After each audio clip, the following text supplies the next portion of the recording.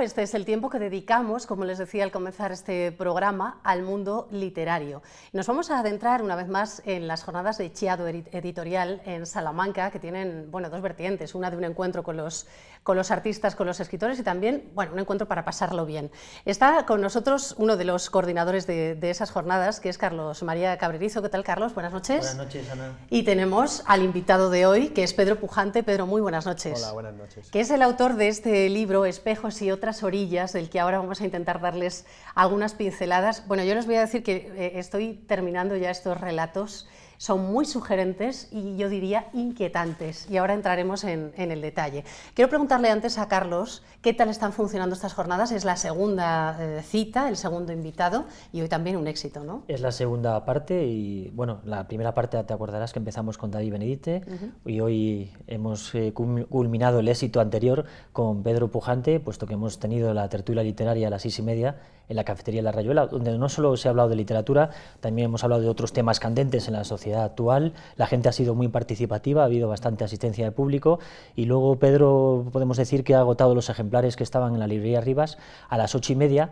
La gente ha pasado un rato muy agradable, muy ameno, porque además de amenizado con vino, tapas, ¿no?, y otro tipo de ágapes, pues hemos contado con la participación del gran guitarrista, que seguro que conoces, Santiago Hernández, que ha hecho que nos ha entusiasmado a todos con su guitarra española. Santiago Hernández, que ha pasado también por este programa, así que ya lo ven, jornadas literarias, pero también son un punto de encuentro de amigos, pues para tomar algo, para estar juntos, para escuchar música y para que los escritores estén de tú a tú con los que les leen. Que yo no sé qué tal se lleva eso, Pedro, cuando tienes encuentros con la gente que te lee y te cuenta cosas de tus relatos. ¿Qué tal lo llevas eso?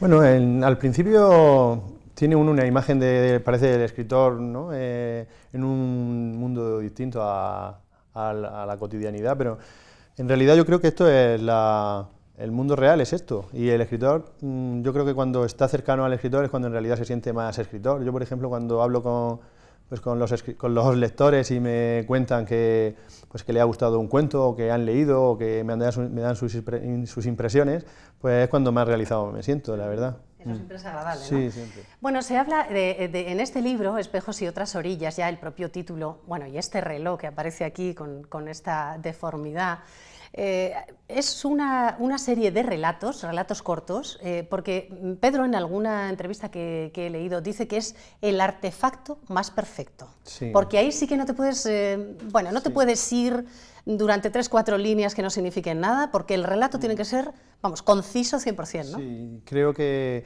a pesar de que muchas veces se compara, porque pertenece al género de la narrativa, el relato se compara con la novela, creo que comparte mucho más con el poema, con la poesía, porque tanto en el relato como en el poema el lenguaje tiene que ser preciso, se busca siempre la palabra adecuada, no te puedes exceder, tienes que condensar y tienes que crear esa pequeña atmósfera, ese ambiente que también ocurre a veces en el poema, que tiene que enganchar al lector de un tirón, vamos. Bueno, en eso se parece a la poesía. Bueno, Carlos, que es escritor de novela y como tal nos ha visitado aquí en el programa en otras ocasiones, también ha escrito poesía. ¿Estás de acuerdo con eso, no? Sí, con Pedro. por supuesto. El relato es lo más parecido al género de la poesía, y la verdad hay que decir que Pedro representa muy bien uno de los mayores éxitos del relato actual, que es el realismo mágico, que nos recuerda a todos a Julio Cortázar y a Borges. Y podemos decir, yo no sé si lo puedo anticipar ya, que prácticamente está agotada la primera edición de su libro Relatos y que en breve saldrá otro libro de relatos que supongo que lo hablará Pedro de él. Bueno, yo la verdad es que sí que lo recomiendo porque, como decía, te produce una cierta inquietud lo que lees en estos relatos. Tienen esa magia, de verdad, de los relatos de Cortázar. Esto supongo que cuando a uno le dicen que su obra es deudora de la de Julio Cortázar o Borges, hay precisamente una historia que tiene a Borges ahí como protagonista, supongo que eso es todo un halago, ¿no, Pedro? Claro, por supuesto. Porque es tu gran referencia, sobre todo Cortázar, sí, ¿no? Sí, Cortázar y Borges, sobre todo Cortázar, para mí han sido mis maestros. Yo creo que deseo ser escritor a partir de leer a Cortázar, de decir, esto se puede hacer en literatura, pues quiero hacerlo yo también. Y creo que a partir de ahí nació un poco mi deseo de ser escritor. Hay muchas dualidades aquí en este libro por las que te quiero preguntar. Bueno, hay esto del espejo de este lado y del otro lado, ¿no? Eso tiene mucha magia, lo han utilizado muchos Sí. escritores, y tú eso de que haya un espejo de un lado y otro, el yo y el otro que está en la otra parte, eso te fascina, ¿no? Por lo Sí, que... el tema del doble es un tema que no solamente a nivel literario, que se ha explotado, sino a nivel filosófico, a nivel experiencial, ¿no?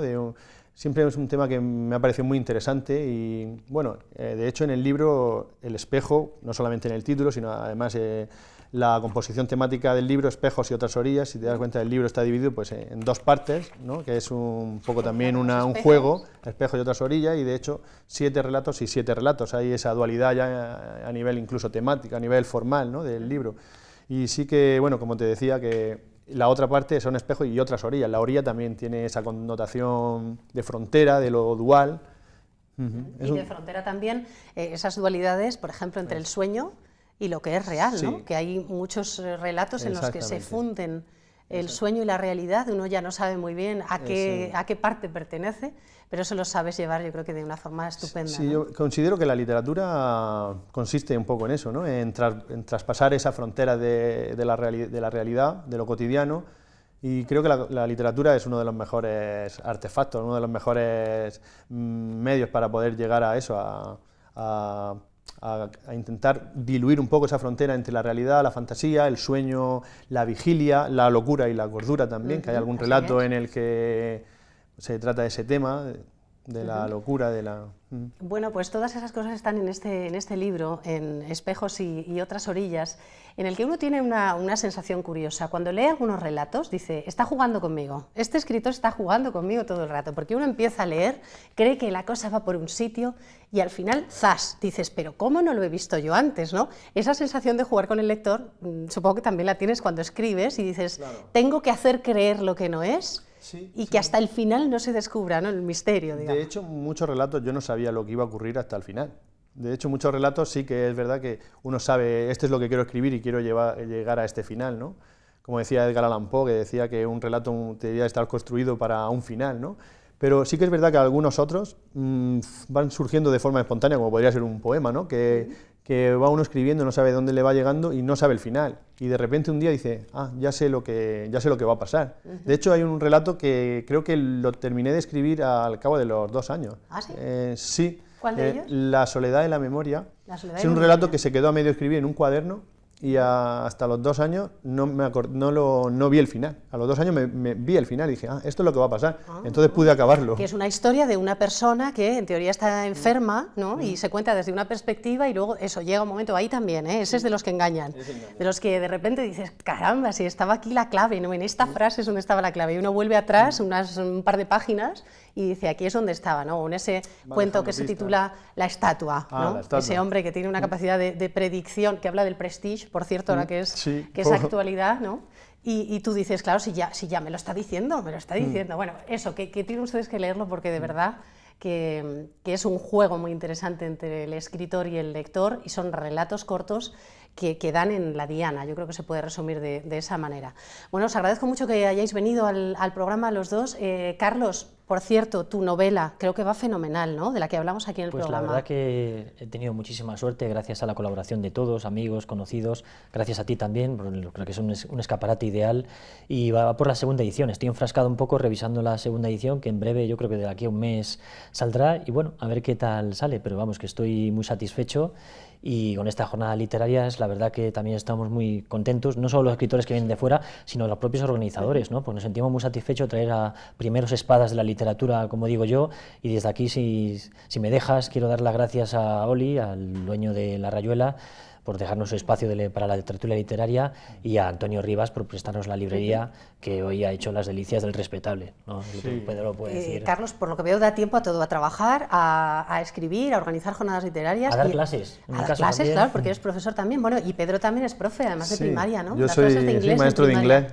¿Maestro de inglés? ¿A niños de qué edades? Pues este año llevo niños de lo último curso, que sería sexto, pues 11, 12 años. Bueno, una edad bonita, ¿no? Difícil. Sí, un trabajo bonito, un trabajo bonito. Un trabajo bonito, a ver hasta cuándo es bonito, ¿no? Que podáis desempeñarlo como es debido y que no haya tanto recorte por aquí y por allá, ¿no? De momento. Yo creo que siempre serán niños y es nuestra materia prima, o sea que... Así es. Bueno, a ver si se les puede insuflar también, ¿no? este aire de la literatura, aunque sea a través de clases de también inglés. le doy clase de literatura, de lengua, y intento muchas veces crearle el hábito lector. El gusanillo, ¿no? El gusanillo, el hábito lector, que es lo... Muy bien, pues Pedro Pujante, gracias por venir. Carlos, gracias a vosotros. Suerte con las jornadas, que sigan así de bien. Muchas gracias. Y hablaremos de las próximas. La última, si me permites, ¿Sí? será el día 22 de noviembre, jueves igualmente. Aquí estaremos Iluminada Olivares, que presenta su novela sobre la transición, que se llama Un año, una vida, y nos volveremos a ver seguro. Pues os esperamos aquí, después supuesto, aquí de las estaremos. jornadas, os esperamos aquí en la tele. Gracias por venir Muchas una vez gracias. más.